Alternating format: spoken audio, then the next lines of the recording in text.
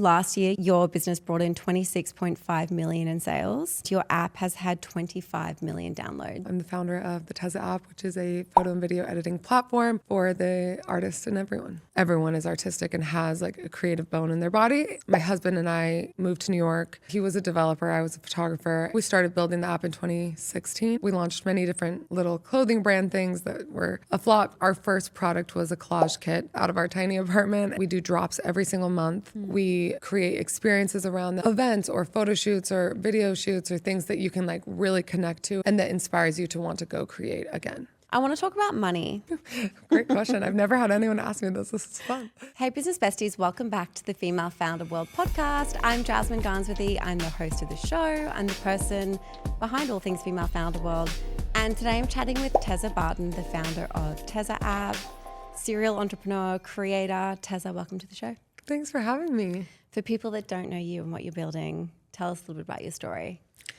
Oh gosh, how far are we going? I mean, the long story short, I'm the founder of the Tezza App, which is a photo and video editing platform for the artist and everyone. People often come on the show and I ask them to share some milestones and they get a bit like humble and it's not the space. And so I'm going to share some of them for you. Okay, perfect. That's great. So in terms of revenue, last year, your business brought in 26.5 million in sales. You're fully bootstrapped, which is incredible. You've got a team of about 15 and your app has had 25 million downloads. That's incredible. Thank you. It's been fun. How did you get started with the app? We can go all the way back. I am a photographer. I went to school for photography. I was just really obsessed with storytelling and doing something different. I was in photography school when Instagram came out and I just saw this interest in photo taking, whereas like all my friends are at school were like, this is so annoying. Everyone thinks they're photographers. I was like, no, this is really cool. Like people are going to care in a way they never have before. And so I made it kind of part of my mission to champion those people and be like a safe space to come and be inspired and learn how to edit and work with brands. So I did everything from like teaching photography courses to selling Lightroom presets and like kind of catering to that pro photographer to writing a book called Insta Style, which was about taking photos and working with brands and all of those things. I guess to take it even a step further back, I grew up in this family that was just full of artists, but not just artists, like entrepreneurs, people that were doing their craft really well and making money. And I remember, you know, people would always say, what do you want to do when you grow up? And you're like, I want to be a musician or a photographer. This was kind of everyone in my family. We would talk in this way and people would be like, yeah, but what do you really want to do? How are you going to make money? Like it was kind of that starving artist era before. I feel like now we're in such an amazing space where that narrative is changing a bit. But I just felt like, you know, once I got older, I realized, wow, that was really unique to grow up in a place that celebrated creativity. And so I wanted to give that to other people. And it became my mission. Like I really do truly believe everyone is artistic and has like a creative bone in their body, even though when people say that they don't, it really pains me. And I was like, no, I'm going to change that narrative. So through launching different products and doing other things, I really, my husband and I moved to New York for no reason other than we just had to be there. We just loved it. And he was a developer, I was a photographer, and we were still kind of speaking to this space and this community of people about, you know, photography, creativity. Instagram was really starting to take off, and we thought maybe we could make this process easier for everybody. There were a ton of other tools out there at the time. This is like 2017, 2018? Yeah, like it was building. Like, I mean, I think we started building the app in 2016. Okay.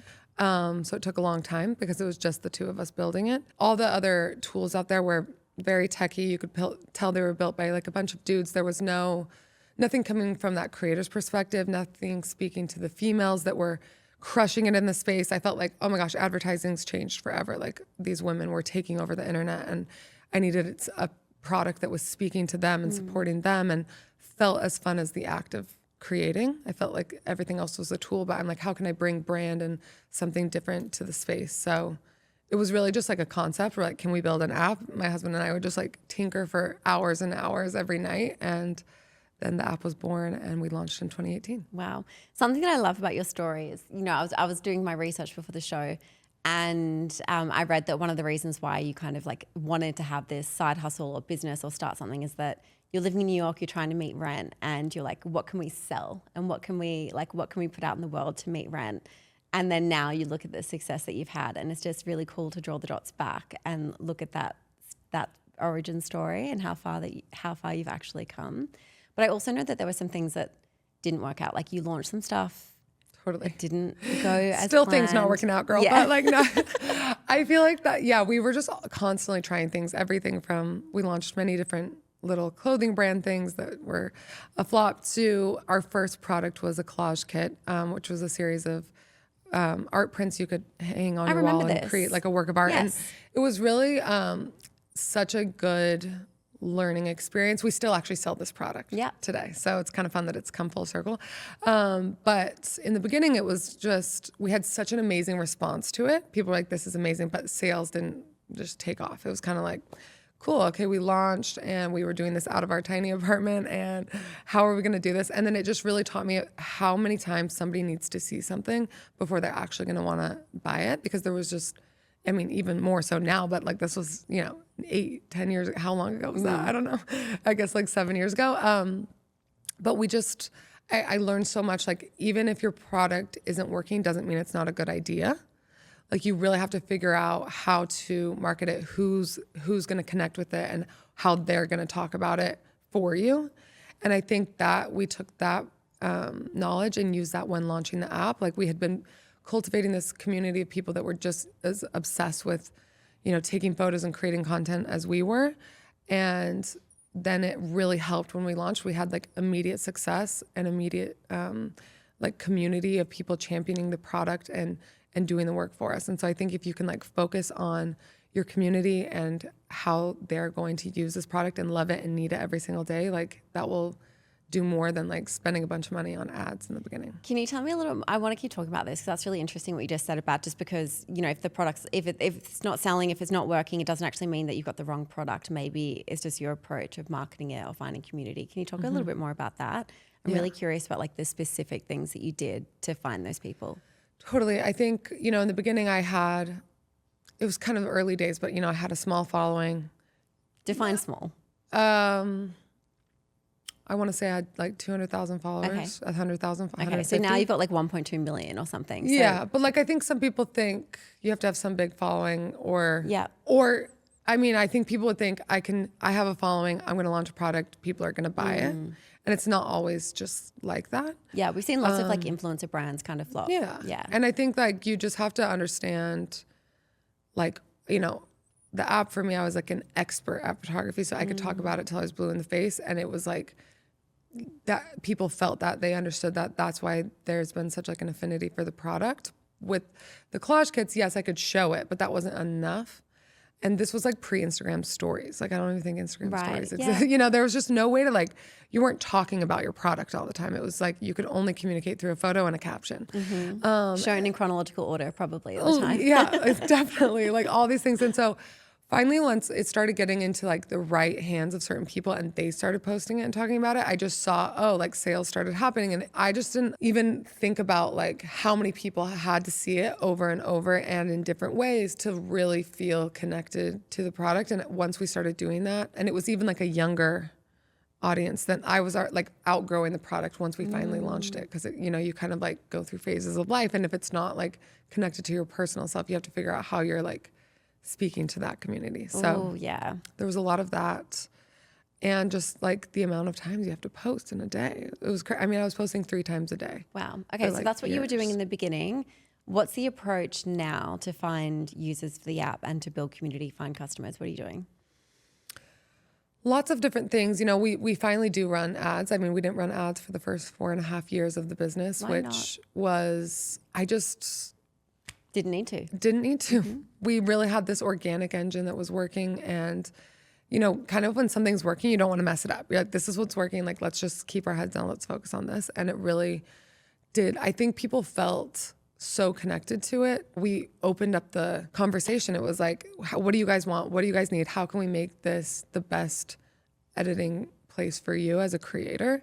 And so they would give us feedback and we would build it. It just felt very like a relationship in that way, and still does. So I think that definitely helped. But now we honestly treat it like, and we have done this also from the beginning, but now we've just ramped this part up. we don't think of ourselves like tech sometimes. We're like, we do the opposite. Let's think of ourselves like a beauty brand or a fashion brand. We do drops every single month. We create experiences around them, whether that's events or photo shoots or video shoots or things that you can like really connect to and feel an experience from, and that inspires you to want to go create again. Because I think sometimes like we're not just like a tool. Here's, of course you're going to go do it, but how can we build a world around creativity and like inspiration? Yeah, I think you do that so well. This feeling, there's a real tangible like feeling associated with the app and with the brand that you don't get with like a Visco or something. Like I don't feel like it carries across. And I think a big part of that is you as the person that's like building this and like quite forward facing, I guess, for the business as well. I'm curious about how you building your personal brand as this, I guess, like, I want to say creative genius, but that sounds like kooky or something, but you get what I mean by that. You building your personal brand in that way as this like artist has helped build the business, and how, if you like intentionally think about that, or if you're just sharing what you love.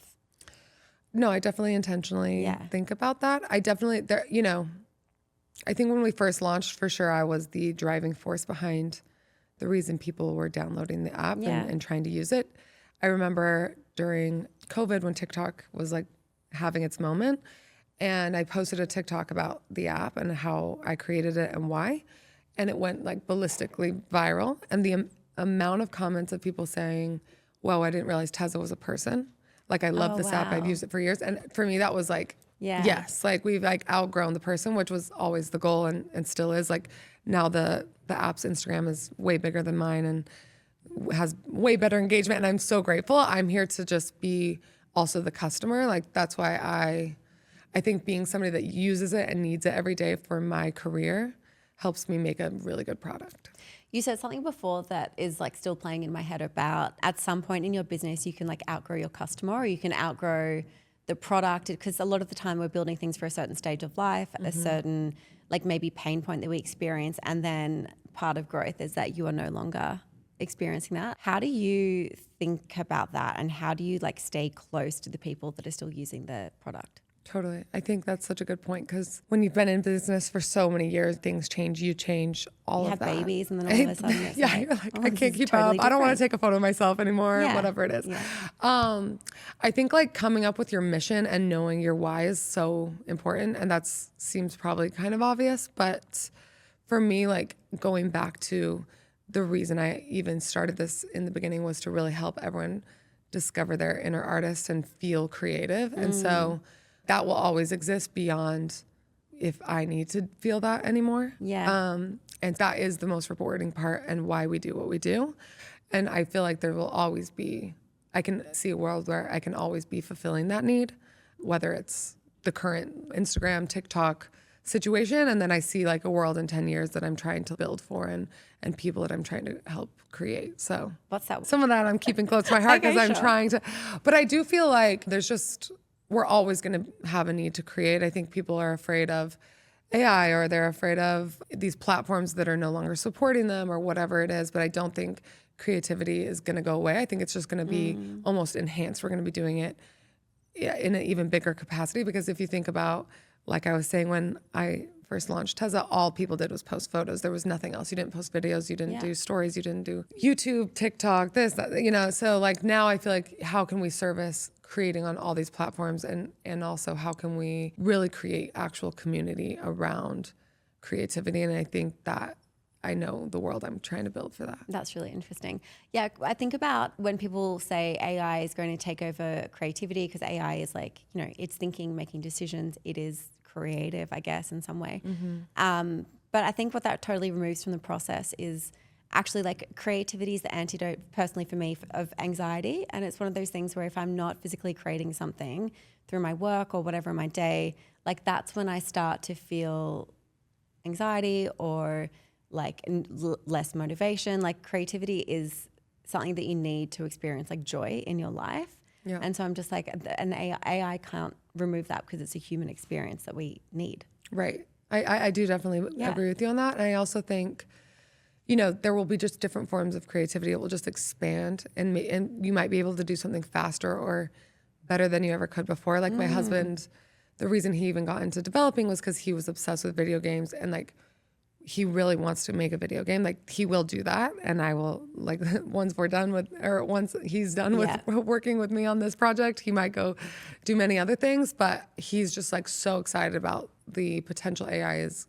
presenting him because he will be able to do it quicker than he could have if he started it like 5-10 years ago. Are you guys using any AI in your business now, not in your workflows or agentic not AI? Particularly, no. Definitely like things are in the works and more so on the back end of how to do things quicker, but not, I think we tread that very lightly just because our users are very connected to doing it themselves and we don't want to take that away.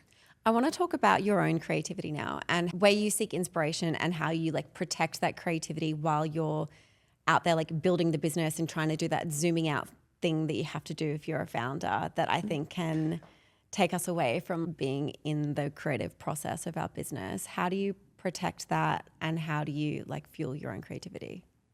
Such a great question. I'm learning. I'm trying to figure that out. I think. No, you're meant to have the answers to this. Yes, I know. I think it's so hard. Like once you have kids and you're also running a business and you're all of a sudden you're just like, wow, I have to schedule this creativity. Yes. And I was saying this to you earlier, but it's like I never used to have to do that. I was just exuding stuff. I was writing. I was in a band. I played music. I did photography. I did that. I was just like everything I touched. Now I'm like, cool. I have to like schedule this. This is so annoying, but. I do think you get way more efficient as you get older and you have to do all this. So I do things like I have certain hours of the day where I don't look at a phone or a computer or anything. It has to be physical. It has to be something that, whether that's like drawing or painting or like listening to music or playing guitar, whatever it is, like something that I'm not connected to a device. Yeah. Because I think that can get extremely overwhelming for me. I start thinking the way somebody else wants me to think rather than the way I actually want to think. Yeah. I'm very obsessed with like movies and old magazines and imagery and like being re-inspired in those ways is a lot of ways I connect. And then doing things like going to concerts. I feel like actually being in the physical world, like if I go to an art museum or whatever it is, I know that almost sounds like no duh, but those little things actually make you feel connected, especially to like your community. And like a big thing for me is also going out to eat because a lot of the way I also like to think about Tezza is like a restaurant. Like when you're in New York and you're walking around the Soho at night and you walk past every single restaurant and the light is so perfectly lit and it smells amazing. The music's perfect. Everyone in there looks cool. You're like, I gotta get in there. I don't even know what they're serving, but I gotta go.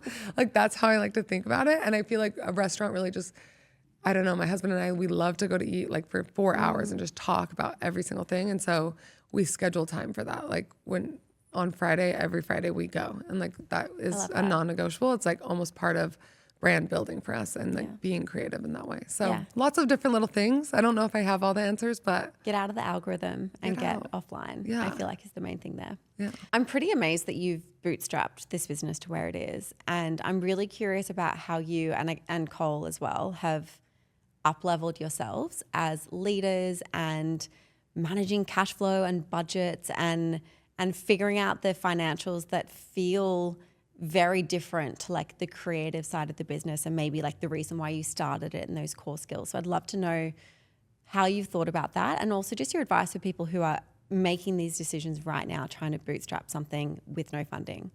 Okay, business besties, let's switch gears for a second. Real quick, I want to talk to you about this season's presenting sponsor, Vistaprint. They are sponsoring this entire season of the Female Founder World podcast, and we love a supportive sponsor. So much so that we're actually working with Vistaprint ourselves to create the merch and all of those beautiful event perks that you know and love from our in real life Female Founder World events. If you haven't heard of Vistaprint, here's what you need to know. Vistaprint helps all kinds of business owners print all kinds of marketing products like super professional business cards, fun merch, eye-catching flyers and brochures, and a whole bunch more. And it's all completely custom, so you can do whatever you want. Whatever you're imagining right now, Vistaprint can print it. And if you're wondering if you're ready to be a designer girly, their easy-to-use website makes it super simple. Plus, they have designers on hand to help you if you really need it. Right now, Vistaprint is giving all Female Founder World podcast listeners a little something, 25% off your first order at vistaprint.com. Use the code FFW25 at checkout and step up your branding game. We put a link in the show notes if you want to learn more. Great question. Okay, yeah. So there are two. I think there are two sides of this. Like when you're bootstrapped, you're going to make really smart, slow decisions because every penny matters. So you're really thinking about it. And I don't think there's any right or wrong way to do it. This is just from my experience. But, you know, I think in the beginning we were scared to hire people because then you're managing people and all this stuff when we really like to do the creative part. So that was really hard for us to let go of or to bring people in that we trust. Like the fact that we have 15 people today is insane because I think 2 years ago we only had 5. Wow. Maybe even 4. Wow. I'm 7 years into the business and this is something I'm like, wait, why didn't we do this sooner? I think we had a little bit of like imposter syndrome with running a business where a lot of people have the benefit to raising money is you have people asking you specific questions, like looking at your numbers, doing all this stuff. We didn't have anyone doing that. So it was just the two of us. Whereas that maybe might have made us make different decisions. The benefit to not doing it is we really trusted our intuition and we still do. And I think that's really important to have. Sometimes the data isn't going to tell you the answer. It's good to have the data too, but your intuition like really knows and you can see where the business is going and how to grow it, I think. Something we've been doing recently that's been extremely helpful is just calling up, messaging someone on LinkedIn, sending someone an email like, hey, do you have an hour, 30 minutes for a coffee? People that I know have really good experience that are willing to share information. Like people love to share information and talk. I think I was just so afraid to ever ask somebody for help. So now we've brought on some people who have done amazing things, have really good experience with data, with hiring, with growing teams, and people are really willing to help. And even if it's for a small fee or just like from friend to friend, like you would be surprised. So I think if you are in that place where you're trying to understand what you need to do next and you don't like, you know, get it as far as you can. And when you're like, I need help, ask somebody for help and someone will help you. Yeah, I love that. I think that there's something that a lot of us have, not just you, around feeling like everyone else knows all the answers, therefore we should know all the answers, and not really understanding that everyone else has asked questions along the way or they have like a very specific skill set. I also think like founders who are like creative and who are building for themselves and they are the customers can often undervalue that and feel like, oh, because I don't have an MBA or because I didn't like, you know, I didn't like work for a startup before, I don't know how to do this properly. It's not a real business. Whereas once you've actually been doing it for a few years, you realize that all of that stuff is actually kind of the easy stuff that you can hire for and outsource, but it's the actual like understanding your customer, figuring out a product that they want and knowing how to communicate to them that is the magic that's hard. 100%. And I think too, like that's such a good point because there was a time where we thought maybe we should raise some money, like let's take some meetings. And so we started going down that path. And it was just I actually learned that I know way more than I thought. Yeah. But because you maybe didn't go to business school or whatever it is, you really second guess your decisions. But I think if something's working, like you know what you're doing, trust that. Yes. And then just bring the people in to do the stuff you don't know how to do. When did you know that this was working? Like what was the inflection point where you're like, oh, okay, this is going to be our thing now? Like my husband didn't quit his job until like 2 years in to launching the app. We were like profitable in the first year. So it was like amazing, but it was still kind of like, we were starting other businesses, doing other things. I was doing like the influencer side of things. So they were all just kind of like piled up. We were working like nonstop. And then I was like, I actually think there's something here. Maybe you should quit. And so then he quit. We started doing that.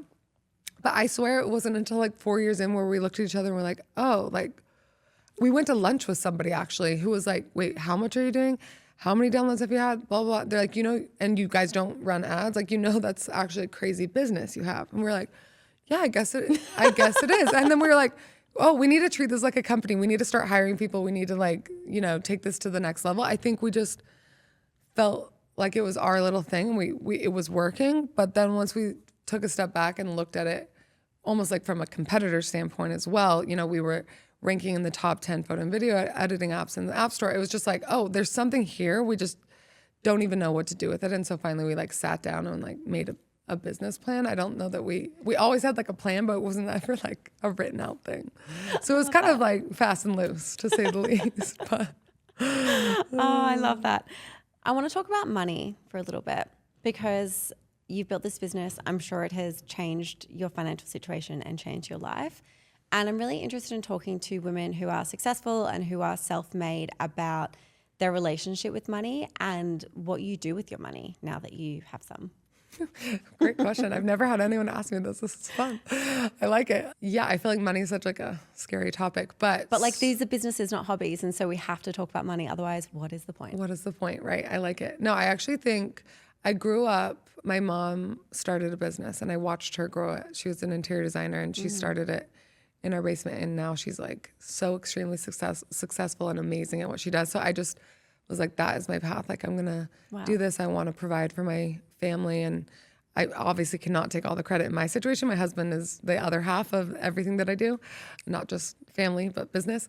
So, but really now I'm excited because I have the opportunity to invest in brands I really believe in. So that's something that I've been doing in the past few years that has made me excited because I get to not only invest actual money and then help it support brands growing that are just getting started, but I get to like advise and be a part of like their brand building. So I've really enjoyed that part.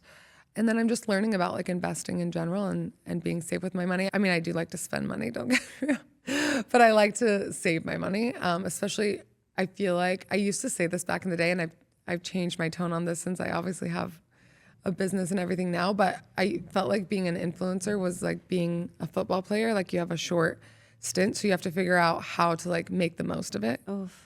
Which is true to the influencer side of things. Not saying you can't be 50 and being a creator. You can, but do you want to? I don't know. Like, I don't. So it's a lot to share. I'm always trying to kind of think about how I can like maximize my time in this space to give me opportunity to do something else one day. Because I think that I will want to do that. That's so interesting because I also, I actually feel that about just like entrepreneurship in general. I'm like, I feel like there's a ticking clock on this that is my window to like build something meaningful. And I don't know if it's because in my head, I think I'm going to hit a certain age and all of a sudden not understand the internet and like how to be relevant. Like, I don't know if that's what I'm afraid of or if it is, or if it's just like an acknowledgement of like, this is like a really unsustainable way to live my life. I think it's just still new. So you've never like seen the longevity of someone's career. Like we haven't been around long enough to see it through. I'm always such an advocate for like, if you are an influencer or a creator, like start a brand that on the side that you can also be making money while you sleep, because you do grow up, you have kids, whatever it is, and you don't always have time to go make content for another brand, or you don't want to because you're pregnant and you feel ugly or whatever it is. It's okay. It just happens sometimes. So I think like finding ways to diversify is really important. And it's so cool because I've seen, even in the past few years and just being in the space for so long, I've seen so many people start brands and crush it. And their brand is so niche and it's so them. Give me some examples. I want to know like who do you think in this space, creators and influencers who have turned their personal brand and personal followings into scalable, one day, like sellable businesses? Totally. I mean, where to begin? I think Oriam, who Cass is an amazing example. Was like one of the first to like kind of change the way you think about jewelry and make it really like her whole thing is her jewelry and her accessories. It's amazing. I think like Dairy Boy by Paige Lorenz, really niche and really like so her life that she has turned into a brand. I feel like there's Daily Drills, same swimwear. There are just so many that, you know, even like Park, for example, or all these girls that are starting these brands. I think you can start something very niche and it can actually work. For someone who wants to get started building their personal brand that can either support a business that they're building now or that maybe in the future they can launch a business too, what's your advice? I think just start. If you have an idea and you think it's a really good one, I would say get it out as quickly as you can. Yep. And see what works about it, because I think sometimes you want to hold it close to your chest. You want to work on it forever, which is great. But there comes a time where the idea will no longer be as good as it was when you had it. And if you can learn what is good about it quickly, you can adapt it, you can change it, you can evolve it. It's never going to be what you started it as. Because like that's just, talk to anyone that started a brand, it's evolved 10x, you know? Even when we launched the app, like I was like, delete it out of the App Store. We got like 2 negative reviews in the App Store because people had an issue with paying with apps back then, and people still think an app should be free, which I mean, people think every piece of content should be free. This exactly. is the battle It's that I am facing. Yeah, I'm like, well, that's just not how life works. You'll learn a lot quickly, and I think like my husband, and this has been our motto since the beginning, like done is better than perfect. Just get it out, start it, make the phone call, everything. It'll be like a ripple effect. All of a sudden you can't stop. Because it's the train's going without you. Yeah. So that's so interesting that you say that, because from the outside looking in, it looks like everything you release is perfect. Oh gosh, that feels good to hear, because I'm always like, I could work on it for like 2 more months, and my husband's like, nope, pushing it out. Go. So I think it's good, and it's also good to find somebody. Maybe you're starting it on your own, or maybe you want a business partner, and make sure you have the. Like, because I would say like my husband and I are both creative. We're very aligned, but we're so good at different things. And so coming together, we can create an amazing brand and product. But I think if you can find that business partner that can do the things you can't, you'll move quicker. Can you talk me through an example of a launch that you've held and what some of the marketing activities are that you do like leading up to that? Everything's a little bit different. Sometimes we're working with a brand. We do a lot of like collaborations with brands in that way. But if it's like just a Tezza thing, we first, come up with whatever the launch is. Then we'll do a photo shoot that's around the experience, like inspiring you a new way to create or whatever it is, or building a world around the new filter or preset or whatever. Then we'll do everything so we haven't really ever done like influencer marketing where we hire creators yet, but that's where we're headed.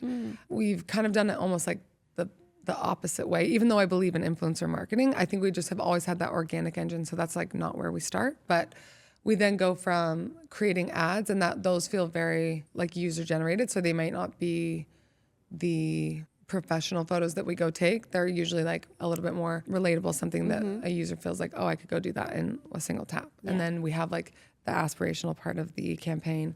And then we'll even do like early access drops. So letting people come, whether it's on our broadcast channel or our texting channel or something, to like let them access it before everybody else, which really builds like a lot of hype and community, and people get really excited for like every single drop. So that's really fun.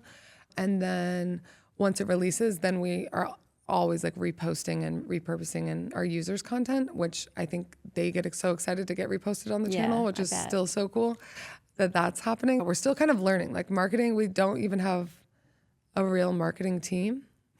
It's still done by me and my husband. Who does the ads? We have someone who's like running the ads now. She's in-house. Yeah. Her name's Janaki. She's wonderful. But we're creating them. Okay. Yeah. Amazing. So it's still pretty like scrappy in that way. Yeah. I think sometimes you're just like, I can only do this part really good right now, and then I'll focus on this part and this part. But yeah. Tezza, can you also walk me through what a day in the life looks like for you? I'm really curious about the team setup, where you spend your time, where you're focused. What does it look like? I mean, wake up. No, I'm just kidding. Do the kids. I honestly am like, I'm so focused on my kids when I get to be. So that always feels really good, that I can like make sure they feel that I'm there and that I love them, and then I'll go to work. I batch all my calls to like Monday, Tuesday if I have to, because then that way I can leave days to actually be creative. So Monday and Tuesday are usually like I'm at the computer pretty much the entire day, unless I'm doing fun things like podcasts with you, which I really enjoy. I think I got to a point where I was like, I am doing everything at 20% because I can't actually be present. Yeah. When you're managing a team, all of a sudden you have so many people asking you questions. So it's really hard to say like, I got to focus on creating the next thing for the app or coming up with the marketing campaign if I'm just answering. So I try and batch that. And then I spend the rest of the day, I always try and have 2 hours of the day I can be somewhat creative, whether that's like undisturbed creativity, whether that's even just like a walk with my husband and we're talking about like a new way to do something. Walking is a huge part of the way I think and create new ideas. So do you listen to like podcasts or anything when you're walking, or it's just like? No. I love podcasts, but that's usually when I'm driving. Luckily in LA, you drive a lot. So. Yeah, I like the idea of having this like protected creative time with no external input, where it really is just you thinking. Yeah, because I think I get like overwhelmed by too many thoughts, and then I have anxiety, and I'm like, I can't lead a team either, which I think has become a really hard thing to transition from being like the sole creative person behind the thing to actually having to lead a team and make people feel fulfilled and give them a job that they love. You know, that's also a huge, it's not just like the product I'm creating, but I'm hoping the internal team feels that they get to be creative and love what they do as well. So that's like a huge focus. Do you like this new role? This new like version of yourself? I like it. I'm learning. Yeah. I feel like I'm learning every day, which is really exciting. Yeah. It's overwhelming at times, but I do want to always like try and find a way to get back to feeling that creative feeling. So. I saw someone, I can't remember who it was, post like around New Year's saying that, you know, this year was like a leader of like a founder of a big beauty brand, about how she was trying to like step back and go back to the thing that made her create the business and get back to that like creativity, because she'd spent the last 3 years just like scaling and managing people and she was like, I feel like I've lost the magic. And so that's why I asked you that question, because I'm always really curious about, as founders get out of that like really close to the product to then managing teams and thinking about growing, how that changes the way that you feel about what you're building. I think like I always wanted to run a business. Yeah. I did actually think that was, when I was 7, I started an art business. I taught like art to like the neighbors, and then I started a candy business. Like I was always kind of like very entrepreneurial. So this is testing something in me, but the magic of being like just a creator and creative in that way, I will always be chasing, I think, till the end of time. The last thing I want to ask you is for a resource recommendation. It could be one thing, it could be a few things, it could be a book, a podcast, a habit, something that's been helping you as you've been kind of like up-leveling as a leader, as a founder, and that you think other people should go and check out. Okay, I think the book The Messy Middle is really great. Haven't had this one recommended yet. That's okay, great. Good. Yeah, it's kind of like for if you're starting a business and you're like you're going to be in this area soon. Yep. Like The Messy Middle, it's just like we could talk about it forever, but it's really helpful to kind of figure out where you need to go and how to like run your business to get it to the next level. So I love that book. I also love, this is more for like if you're feeling in a creative rut, The Creative Act. It's a fantastic book, and it's, if you want to listen to it on audio, at the end of each chapter he hits a gong, and it's like it's almost like a meditation. Like you have to sit and think, and it really, I don't know, it will re-inspire some creativity in you and make you feel like, wow, I can be creative every day. So I think that's like a really good reawakening book. I also think if you have questions, like DM people on Instagram. You're so close to a founder. You're one DM away, which is insane.